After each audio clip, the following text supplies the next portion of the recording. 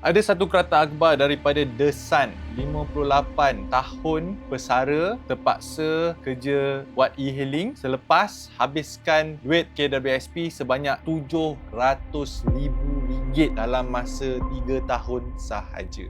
So dalam video kali ini saya nak buat video ni khas kepada mereka yang menghampiri umur persaraan ataupun dah bersara tapi duit KWSP masih ada. Sebelum tu, let's do the maths. Let's say lah, kalau anda ada RM700,000 dalam duit KWSP anda pada usia 55 tahun. Baru-baru ini, KWSP baru saja mengumumkan dividen sebanyak 6.15% untuk tahun 2025. So, anda akan dapat RM43,000. RM43,000 ini kalau dibahagikan dengan 12, bersamaan dengan RM3,587 sebulan. Okey what? Untuk orang yang dah berusia 55 tahun, anak pun mungkin dah habis sekolah, and hopefully by that time pun hutang rumah dah settle, hutang kereta dah settle. So, dengan duit 3,500 ni bagi saya a good amount of money untuk anda survive.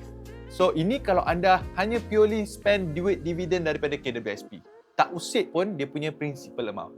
Apa yang anda patut buat lepas anda bersara pada usia 55 tahun dengan duit KWSP? Kat sini saya nak kongsikan anda beberapa tips. First thing first, tolonglah melabur dekat pelaburan yang berisiko rendah terlebih dahulu. Pelaburan berisiko rendah yang saya maksudkan adalah dia mempunyai 3 kriteria. Yang pertama, it is capital guarantee. Maksudnya, duit anda ini, kalau anda melabur, like tempat pelaburan itu, guarantee duit anda selamat. Contoh macam ASB, guaranteed by government. Tabung haji, guaranteed by tabung haji. So, KWSP pun sama juga. Ataupun fixed deposit, guaranteed by PIDM lah. Itu yang pertama, capital guaranteed. Yang kedua, tempat pelaburan yang memberi anda consistent return. Maksudnya, setiap tahun, insyaAllah anda akan dapat dividen. Anda akan dapat return, pulangan. Contoh, ASB, tabung haji, KWSP. Ada juga tempat-tempat lain, contoh macam AHB, Amanah Hartanah Bumi Putera. Tetapi AHB ini dia limited. Limited in the sense that bila ada pembukaan, dan anda boleh masukkan.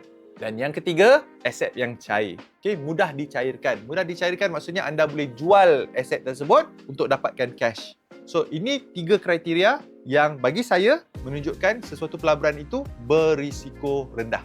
Sesuai tak nak melabur dekat pelaburan macam emas?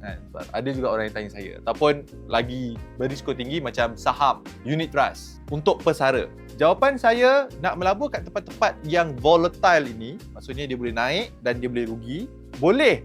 Bukan kesemuanya. Maksudnya anda kena ambil sebahagian. So dekat sini, poin saya yang kedua, agihkan duit anda ke dalam bakul-bakul pelaburan yang mempunyai risiko yang berbeza. Saya suka pecahkan tabung KWSP saya kepada 3 bahagian. Senang. Bahagian yang pertama, saya panggil pelaburan berisiko rendah. This is where I put my money dekat defensive mode. Dia bantu saya untuk kalau saya betul-betul ada kecemasan, saya boleh gunakan duit ini. So, itu tempat pelaburan berisiko rendah seperti apa yang saya dah kongsikan poin yang pertama tadi. Bakul yang kedua, saya namakan sebagai pelaburan berisiko sederhana.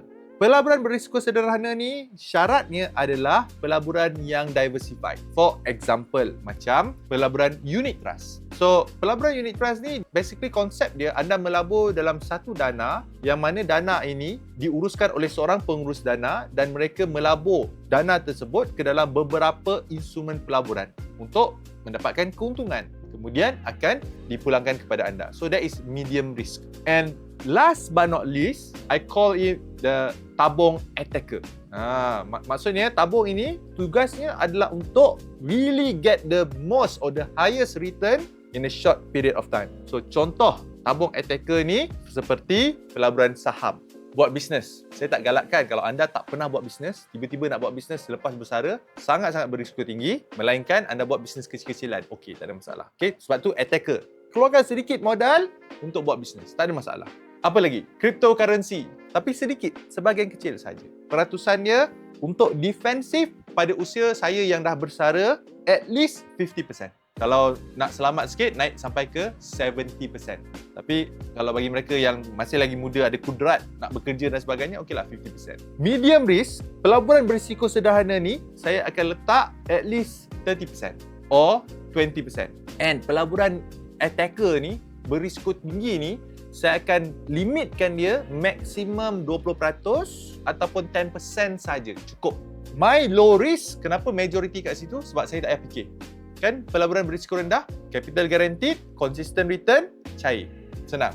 Kenapa 10% or 20% maksimum dekat attacking ni? Sebab apa? Sebab dia mengambil masa untuk anda polish kemahiran anda. You need time. And that time, anda tak nak habiskan modal anda. Anda nak tahan lama dalam sesuatu pelaburan berisiko tinggi ini supaya anda dapat bina pengalaman, bina kemahiran dan most importantly, bina kematangan. The thing about high risk investment is all about sama ada anda matured ataupun tidak.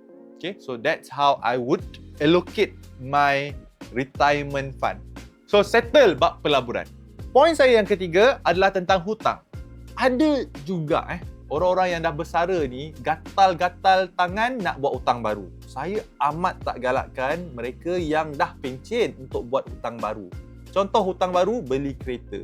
Contoh lain, beli rumah. Okay, like buat personal loan masa dah lepas bersara. Or buat business loan lepas bersara ni. Anda nak buat hutang masa anda muda. Masa anda masih lagi bekerja. Sebab apa? Sebab anda masih ada pendapatan tetap. Bila anda dah bersara, anda tidak ada pendapatan tetap. Tapi bila anda buat hutang, anda akan ada komitmen tetap. So bila nak bersara ni, macam saya sendirian, saya dah tetapkan. Saya memang by age of 40, saya nak bebas hutang. Saya punya umur persaraan saya memang rendah. Saya memang tanam pada diri saya pada usia 40 tahun, hutang kereta, hutang rumah, okay, rumah saya, hutang bisnes saya, semua settle. Kalau saya nak buat hutang baru sekalipun, hutang itu adalah hutang pelaburan yang mana kalau saya tak mampu nak bayar, saya boleh let go anytime. Cuma rumah yang saya duduk, tak boleh lah saya nak let go tiba-tiba, betul tak? Dan saya nak duduk kat mana? Family saya nak duduk kat mana? Anak-anak saya nak duduk kat mana? So, benda keperluan saya akan settlekan hutang semua before the age of 40. Itu yang saya tanamkan kepada diri saya dan kepada anda semua. So, bagi mereka yang belum bersara lagi, yang menghampiri umur persaraan, tanam kepada diri anda untuk settle hutang anda satu demi satu. Tak tahu macam mana, saya pernah buat video macam mana nak uruskan hutang anda. Anda boleh, klik kat sini. Saya ada kongsikan tentang debt swap lah, debt snowball, okay, debt avalanche, debt consolidation, macam-macam. So, you can do this. Dia sambung kepada poin saya yang keempat.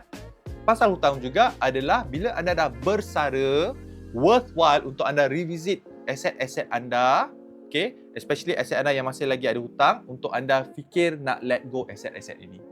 Bila anda let go, let's say anda ada kereta yang anda masih lagi bayar hutang. Ada juga lagi satu kereta yang anda dah habis bayar, okay. So, worthwhile untuk anda fikir, worthwhile tak untuk saya jual kereta ini supaya saya boleh tutup komitmen hutang kereta ini.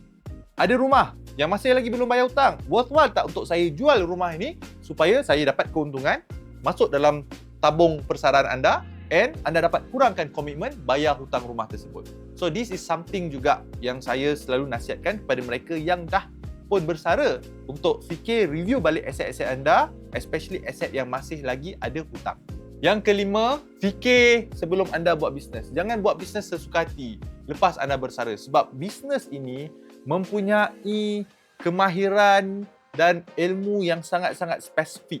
Kalau anda tidak ada ilmu bisnes yang betul, ilmu pengurusan manusia yang betul, maka bisnes yang anda buat sebenarnya can cost you a lot. And last but not least, poin saya yang keenam, walaupun anda dah pun bersara, masih tak terlambat untuk anda tambahkan ilmu pengetahuan, untuk anda belajar. Especially bagi mereka yang dah pun bersara, right? You have a lot of time.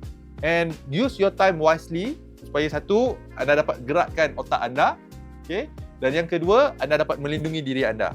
Trust me, golongan-golongan pesara inilah golongan favorite scammer. Saya ada beramai family member saya sendiri yang dah bersara dan kena scam duit ratusan ribu. So, pastikan anda lindungi diri anda. And cara terbaik untuk melindungi diri adalah dengan menambahkan ilmu pengetahuan. And bagi mereka yang tak tahu nak tambahkan ilmu kewangan kat mana, good news kepada anda semua, saya ada buat kelas pengurusan kewangan. Berminat nak belajar macam mana nak menguruskan kewangan anda dengan betul, macam mana nak melabur dengan cara yang betul dan macam mana nak membina asas kekayaan yang solid, anda hanya perlu klik link yang saya sertakan dalam ruangan description. Okay, itu saja daripada saya. I'll see you in my next video.